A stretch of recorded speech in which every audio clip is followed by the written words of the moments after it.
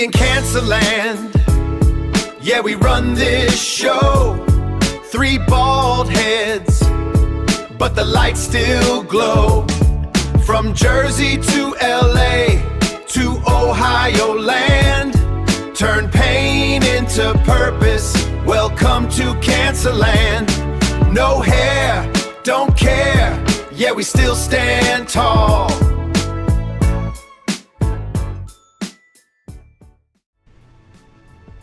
Welcome to the CancerLand Podcast with your hosts Jeff Stiebelman, Dana Gehrig, and Brian O'Sullivan. Today's guest is Mark Kim, an acute myeloid leukemia survivor. CancerLand is a podcast about the cancer experience, not a substitute for medical expertise. All content is for general information only.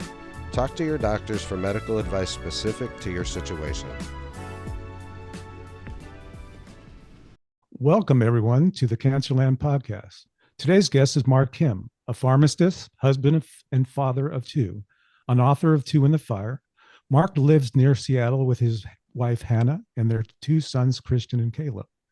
At 38 years old, Mark was diagnosed with acute myeloid leukemia, or AML, with inversion 16 and FLT3 mutation.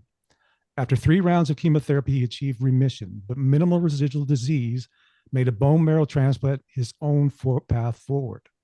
Although doctors initially found nearly 15% donor matches, every one of them ultimately fell through, leading Mark to undergo a cord blood transplant in November of 2025.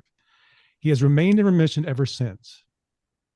What followed was not only a fight for survival, but also a deep personal journey through suffering, resilience, identity, and transformation. In his memoir, 2 in the Fire, Mark shares the emotional and human side of facing life-threatening illness, navigating uncertainty, and discovering strength through adversity. Welcome, Mark Kim. Hi, hello. Thank you for that introduction. Like you said, my name is Mark, and I'm just very honored to be on this CancerLand podcast. I saw the advertisements for it, and I'm very happy to see that it's going. So thank you so much for having me. Thank you. We're honored to have you. Thank you. Yeah, so I guess everything before my cancer journey is not that fun. There's nothing special to it other than it was just my life. And then of course cancer happened, and I think that's when a lot of all of you guys too, it shifts everything. So I guess I'll just start from my journey from before that, or right when that happened. So like you said, I was 38. I had no medical issues at all. Everything was really fine. I had like a back issue, but I never went to the doctors. I'm a pharmacist, but I like to take no medications. That's kind of like my thing. But it all changed when I was 38, and it all started. I guess I can start with how the symptoms started. It was maybe in May is when the symptoms really started of 2024. But I had a few symptoms before that. It was kind of minor. I would lose my breath a little bit. I would have headaches and migraines all the time. So I would say that the migraines is what started first, and that started maybe a month or 2 before. And whenever I would have a headache, I would take an ibuprofen, just one little 200 milligram tablet, and that would clear it up. But these headaches were just so persistent. So I would take 1, and then nothing happens, and I went to 2 to 3 to 4, and as you know, ibuprofen, it can cause you to bruise a little bit. And so those are some of the symptoms that showed up later, and that's kind of what I thought it was. So going into May, I was in a family vacation in Vancouver, and I like to drink. And so I was with my friends, and they know I like to drink too. And I messaged them right before, and I was like, hey, I'm sorry, but I don't think I can drink. I feel kind of weird these days, but I'll have a little bit. And so we went, and all trip, I would take a few sips and I would just kind of feel sick. And then at that point, my headaches were getting really strong. And then I could hear my heartbeat. It's like a very strong whooshing sound. I don't know how that is with other cancers, but for blood cancer, oh my goodness. I could hear every whoosh. It was just like a whoosh, whoosh, no matter what I would do. I remember one time I went up to the bathroom in the hotel that we were staying at. It was a kind of a long flight of stairs, and I was standing next to my friend in the bathroom. And I was like, dude, do you feel fine? I'm like, and he's like, yeah. I'm like, dude, I feel like I'm gonna pass out. And then we just kind of laughed about it. And that was it. That was the trip. And then we come back, and then I started having some throat pain. I thought it was strep throat because I've had that before. And so I was like, oh, I'm just gonna go to the urgent care, get antibiotics for it, and it'll clear it up. And they did it. They swabbed it. Nothing came back. It's when COVID could be possible too. So they said it wasn't that either. I just went home, and then during that week, it kind of got better actually. And then the following week, I got another infection. So I was like, gosh, what is that? And so I went into the urgent care again. They ran like a heart, like a EKG, and they did an X-ray. And after all that, they said it was allergies.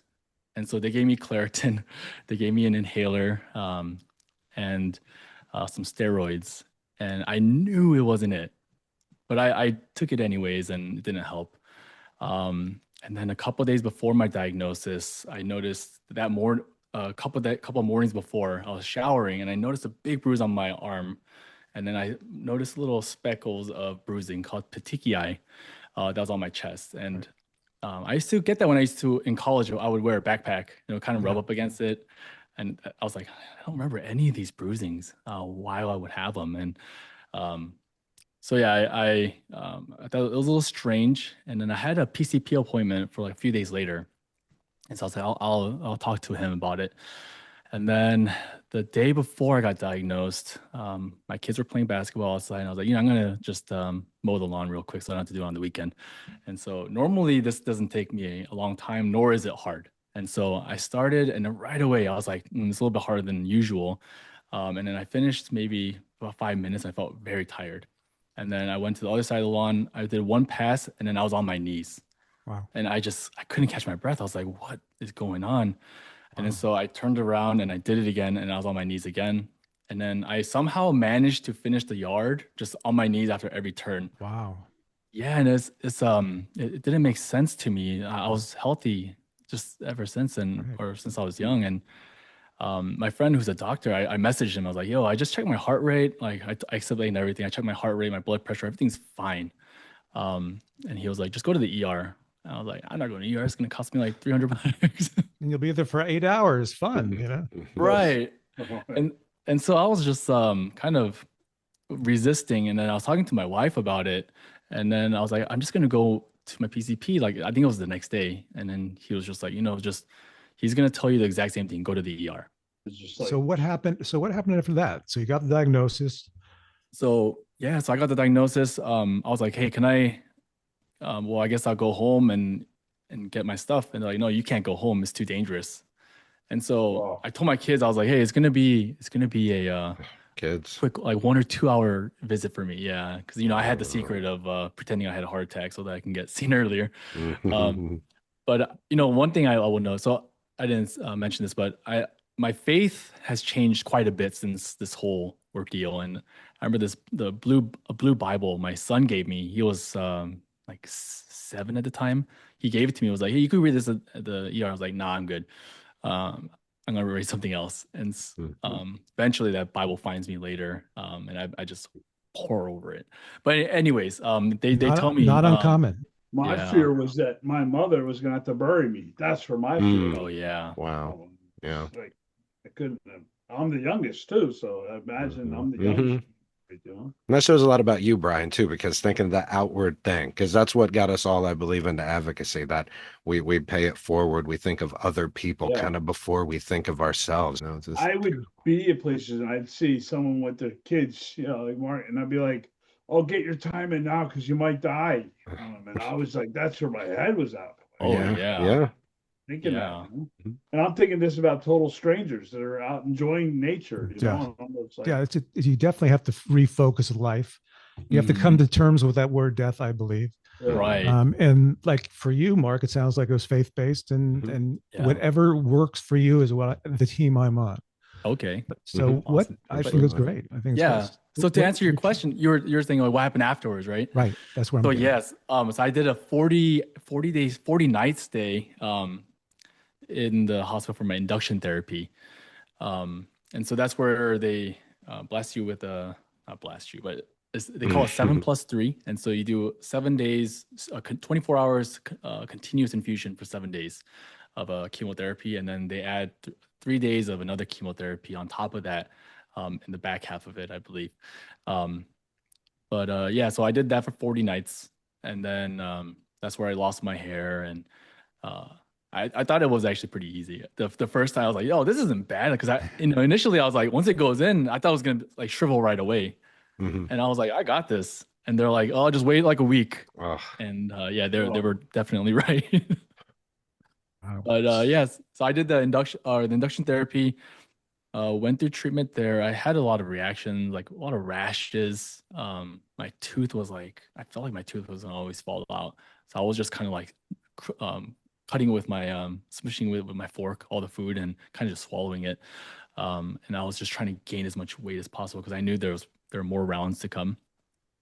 Yeah, so from there I could go into my spiritual journey. I started really reading the Bible there, and I had like a really good, strong spiritual like encounter. And I won't go into it. I have some other maybe you can link it, and you can see my other stories about it. But from there, I come out, and then they do a bone marrow biopsy, and results show remission. So the word remission sounds awesome, but then they say MRD. So MRD positive, meaning minimal residual disease. And so in your bone marrow, there's still some there. It's like very minute. So it sounds good, but I remember one of the oncologists for one of the weekends, I didn't know him personally, but my friends did. And so he took extra care to talk to me about it. He just told me, hey, dude, this MRD positive is really bad. Like, I hate to tell you this. And so that's when he told me, you're lucky you live in the Seattle area. There's a hospital called Fred Hutch, and it's one of the very well known, and they're really good at AML. And so he's like, I advise you to go up there.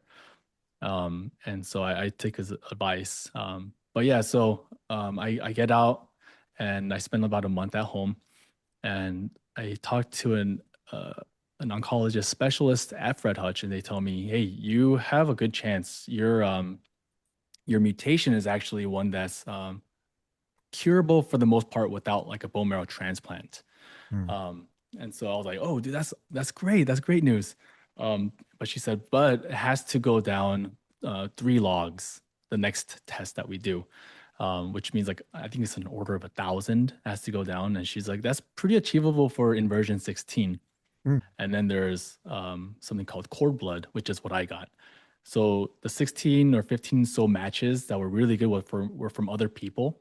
And those, it was terrible. They tell you we had the greatest matches, and we were jumping up and down like 16. And for transplants, being an Asian is not good, and because being Caucasian is the best because there's so many donors like all across the world.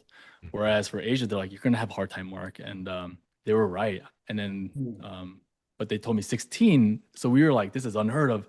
And then we later find out none of them work. And then so they say, okay, we're gonna do a cord blood transplant, and cord blood is from an umbilical cord of a baby. Really? Yeah. So when they have a delivery, they save the umbilical cord and the placenta. Wow. And they squeeze out the blood, and then of course they separate everything, and that's the blood that transplants it. Wow, I had no idea. That's amazing. I mean, I'm a research advocate, and I'm trained. Yeah. Like, that's interesting. Amazing. Yeah, how much you learn every time I introduce cancer. It's just wild, man. It's good stuff. Yeah, that's amazing. It is very unique. And I was lucky because I don't think a lot of centers do it. And so Fred Hutch, like I said, is one of the top, they say.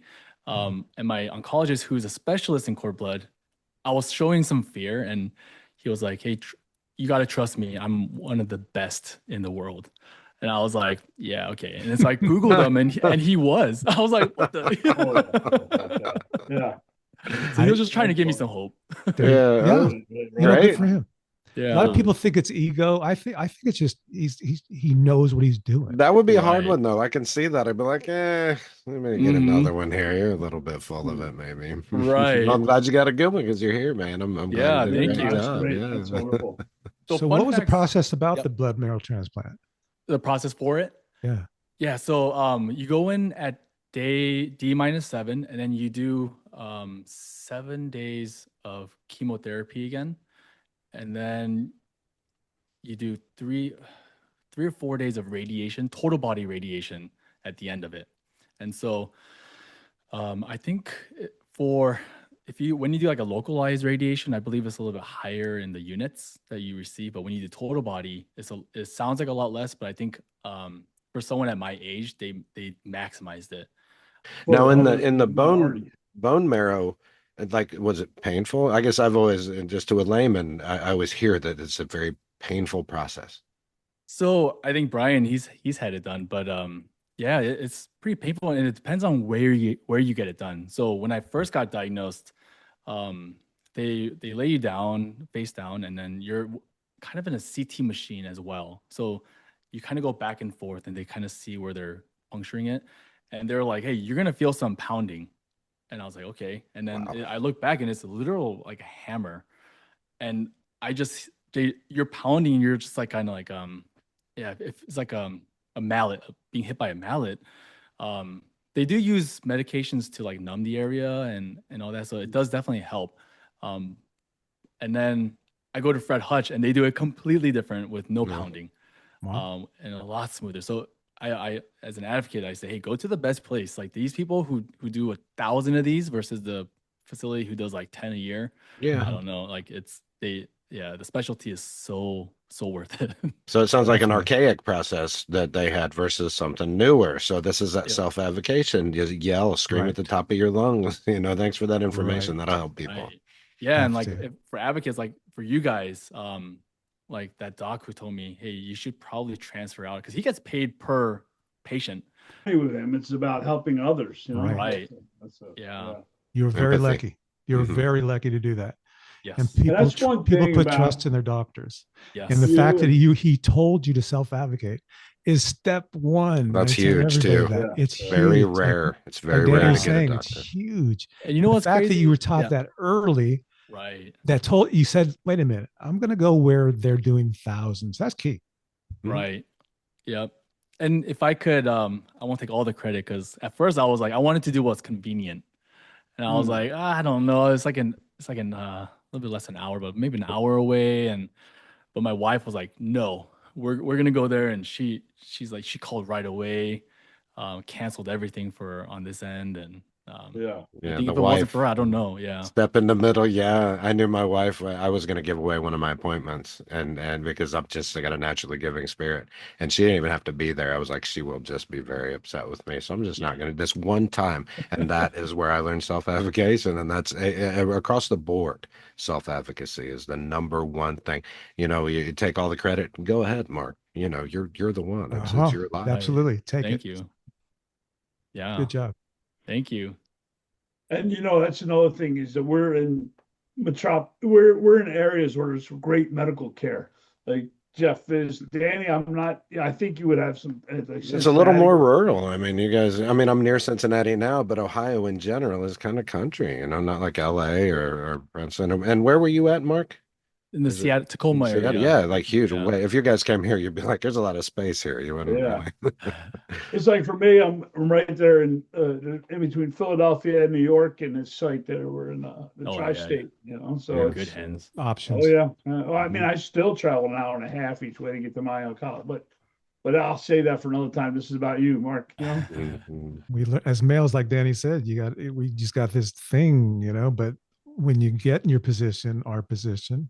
And then you feel something that I don't know. I would let it go. I'm going to check it out. And you should. Right. I still do it though. I mean, I still kind of pass stuff off, even though I've had cancer. But I'd like to say it depends. But and Jeff, you're a huge advocate for getting the tests, and that's one thing I'm kind of learning from you guys is go ahead and get the blood test. Go ahead and ask for it. Go ahead and do it. I'm leaning more that way. Do they when you ask for tests? For your own awareness, do they push back on you a little bit? Sometimes, but there's not the the interesting thing is it's not the doctor. Insurance. It's the insurance companies or the business. The one thing I don't like involved in any medical is business. I know it has to run my business, but and politics, and we won't get to that. But in business, the business side of the hospital is saying, and then we have to deal with the insurance company, which says, you know what, you had one 3 months ago, so you're good. Yeah. So all of a sudden they're diagnosing you, and they're your doctors. There's slight pushback, and a lot of people talk about that. Right. But then there are people like myself and a lot of others, all of us in this group probably. Look, I'm older than you guys. It's okay, fine. But my doctors sometimes think that he's losing it, man. He's forgot that he asked me that question 5 times already. I didn't forget. I reword it until they kind of get to the point. This is what I want. But I always say I battled the insurance company almost as much as the cancer itself. You know, that's where I was at. So I get it, the pushback, you know, definitely. Yeah. I'm just grateful I had so many advocates there for me. That's why I just try to keep paying it forward to advocate for others, you know. Yeah, and I never had any, and I just was very much alone. You were talking about, Mark, about what you felt when you were diagnosed. I felt a vacuum. That was it was a vacuum of information.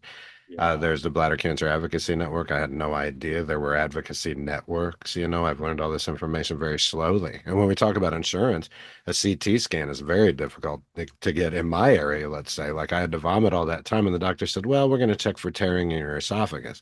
So with bladder cancer, it's about urinating blood. So it seems pretty extreme for that to be the first sign, but I never did. And I already had a grape-sized tumor. You know, and once I got very lucky. Just, you know, when you talk about like divine intervention and stuff like that, you can't help but notice such things that happen. They become very apparent after you survive cancer. You know? It's like, why did that happen? Wait a minute. Something's kept me around for this, you know. So spirituality is very much part of my life.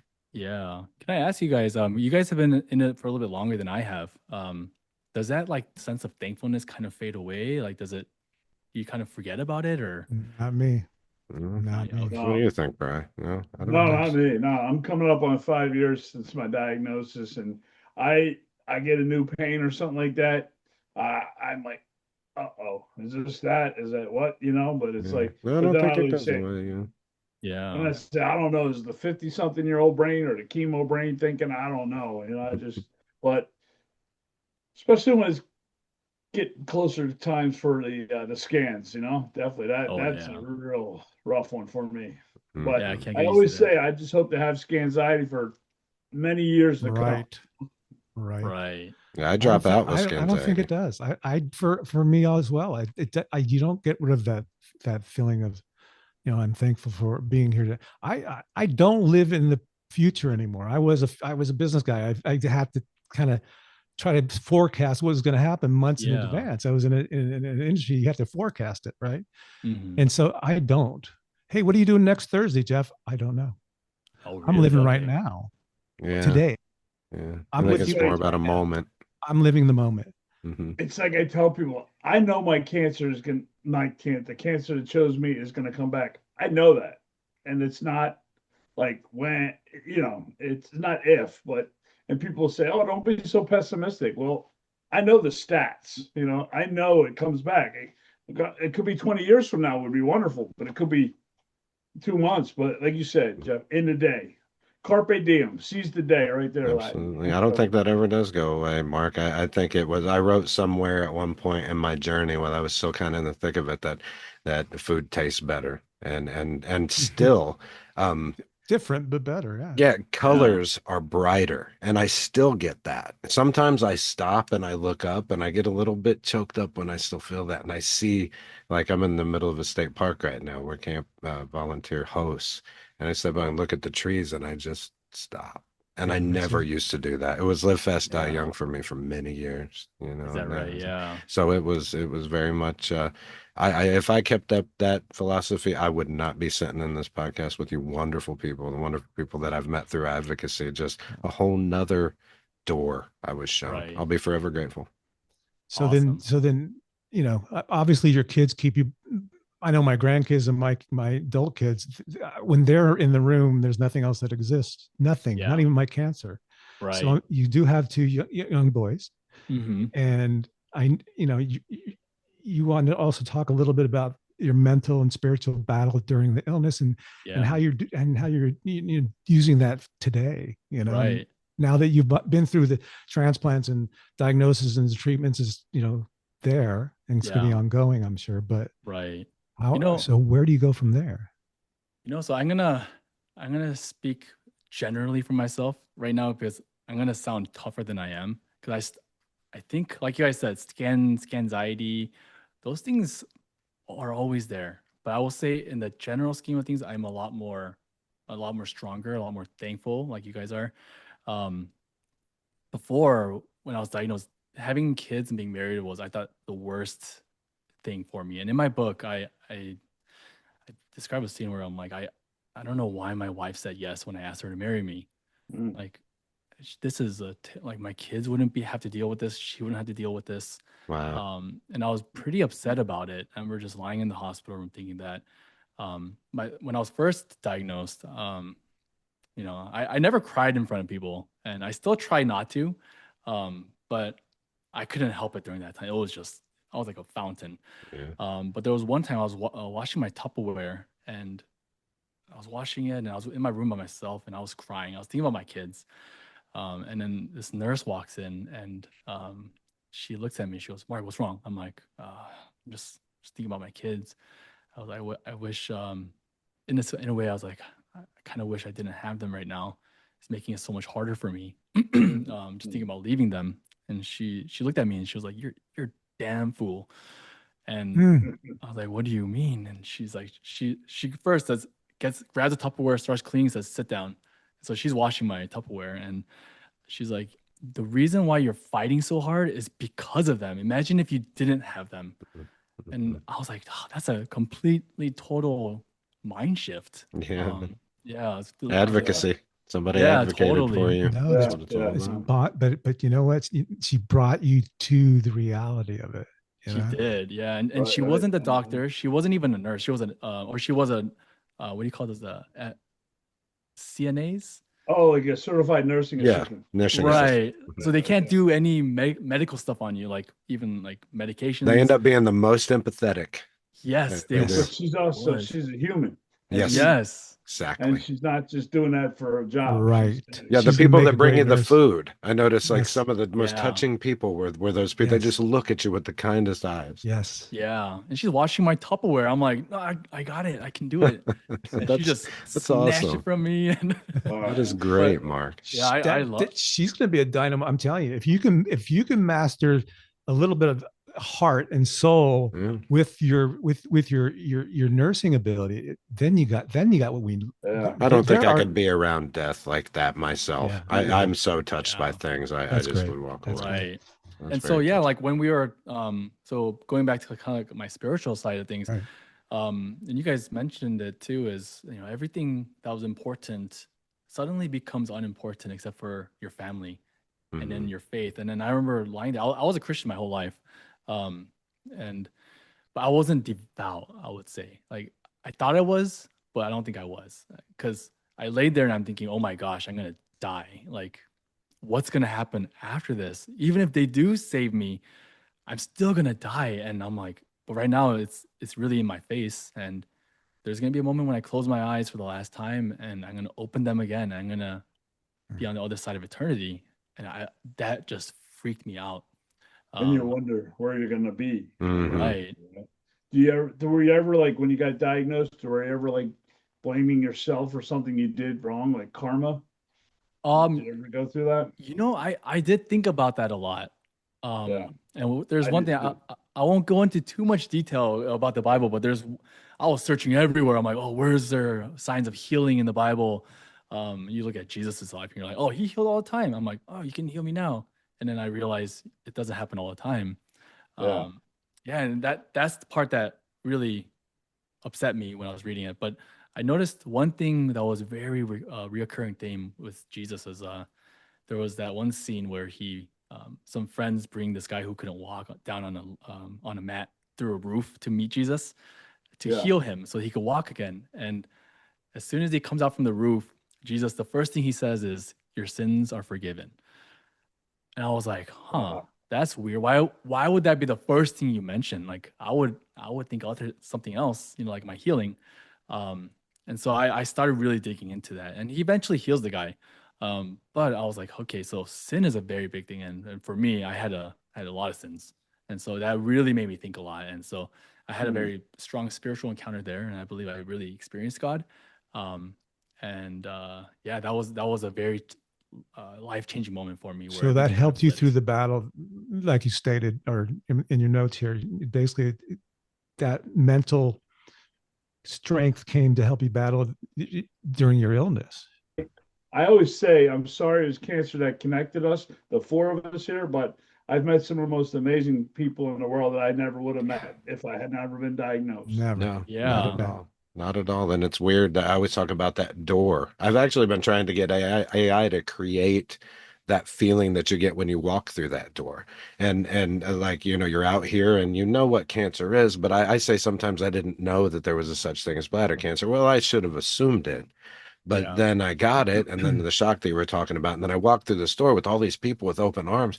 I'm like, where did you people come from? I used to get upset with you on the freeway when you didn't use your turn signal, you know what I mean? Right? And Yeah. then when I went into remission 3 weeks ago, I got survivor's guilt, and I thought that I was going to be left behind. And I'm going to tell you what, do not know a group, a population of more understanding. It's not even mentioned. You feel that in yourself, but everybody's like, hey, you still got work to do over here, man. And I tell you what, Yeah. it might not be over, because once we get cancer, it's very likely that, we may get it again, much more likely than the Right. next person. So But this is also a our work brotherhood. to do is what we're doing now is for Mhm. someone else. That's our work. Absolutely. Yeah. I Yeah. know, People I know learn. for Right. myself, that's my work. I can't let anybody, I got to be there for the next person. Yeah. As we kind of draw a little bit towards a close, man, you got like a book that you have Yeah. coming out. Would you like to Let's tell talk us some about more that. about that? Hold it Yeah. up. Hold it up. Let's see Yeah. what it looks like. So here it is. I have a green screen. So No, please, I can see it. Just hold up a little bit. That looks pretty good. Two in the Fire. Absolutely. Great. Great. Can you I got give a us a book whole just title like it. there?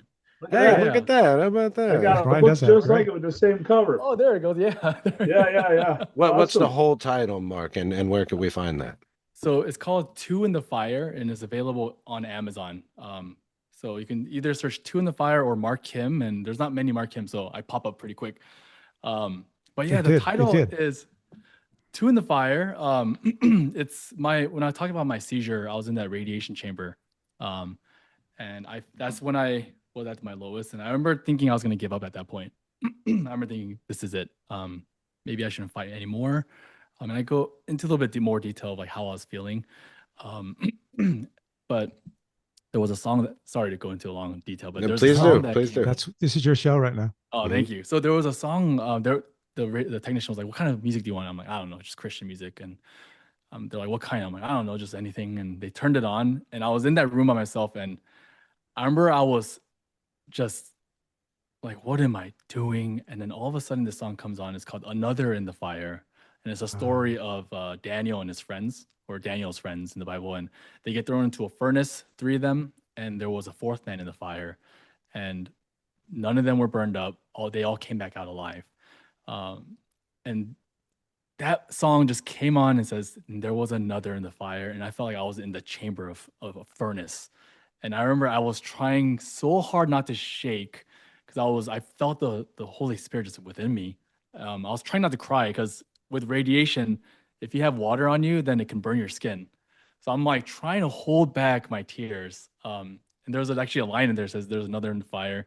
There was another in the water holding back the seas. And so it's like, I don't know if you believe in all this stuff, but it spoke to me. It was so real, which is why I titled it Two in the Fire. So It's 100% amazing. of the proceeds of the sale of your book, Two in the Fire, Yes. and you can get that out on Amazon. Yes, It's sir. going to go towards this missionary. Yes. That's great. He sounds like somebody we'd all like, an advocate going, you got the minerals, man. That's Yeah. why you're drawn to that. Now, also, I kind of like to leave people too with, do you have anything that you want to leave with people? One quote, one idea. What would you leave people with as you walked away from this story? Not good at on the spot stuff, but That's why I like it. Just go from Yeah. the gut, bro. That's Yeah, all we're doing here. Is just go from your gut. It'll come out. Anything at all. What's Four that guys just sitting here drive? talking, man. Yeah, Yes. yeah. So the one thing I'm living for today is Jesus. He has That's great. changed my life completely. I've experienced him in such a real way that I would do it again. I'm so thankful for this because I got to this point. And so if anyone's out there listening, if you have a tugging at your heart, reach out to me, reach out to your pastor, anyone in your community.